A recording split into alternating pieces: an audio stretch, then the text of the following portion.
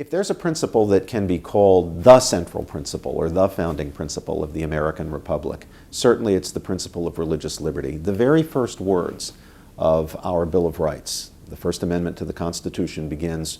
"Congress shall make no law respecting an establishment of religion or prohibiting the free exercise thereof." Even before we get to the great liberties of speech and press and assembly, we have the liberty of religion, the right of every individual to consider for himself the question of God, God's will for him, God's demands, how God is to be worshiped, and then to live to the extent possible in conformity with his conscience on those matters. Now, religious liberty is not limitless. We don't tolerate, even in the name of religious liberty, human sacrifices or other evil acts. But we do profoundly respect the liberty of the individual to live according to his best lights and best conscientious judgments when it comes to the great religious questions, and to practice the religion that he believes to be true, or to not practice religion if that's his best conscientious judgment of the matter.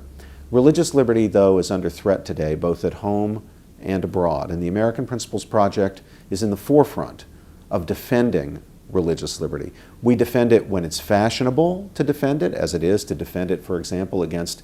North Korean tyranny, but we also defend it where it's unfashionable to defend it. And so we're prepared to defend the rights of clergymen, members of religious groups who conscientiously oppose homosexual conduct or the legal recognition of same-sex unions as marriages or as civil unions or domestic partnerships,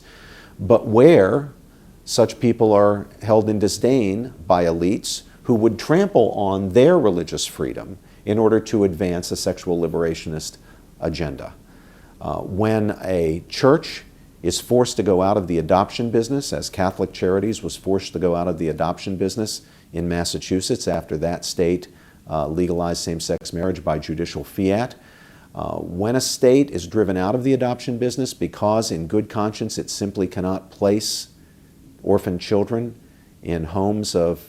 same-sex couples, we're going to be there to defend the religious liberty of that church. And it doesn't matter whether it's our church or not. Our organization, the American Principles Project, includes people who are Catholic, people who are Protestant, people who are Jewish, members of the Eastern Orthodox churches, members of the Church of Jesus Christ of Latter-day Saints, people really of every faith, and people of no particular faith at all, but people who, whatever their religious convictions, have as part of their fundamental belief the idea that every member of the human family, every human being,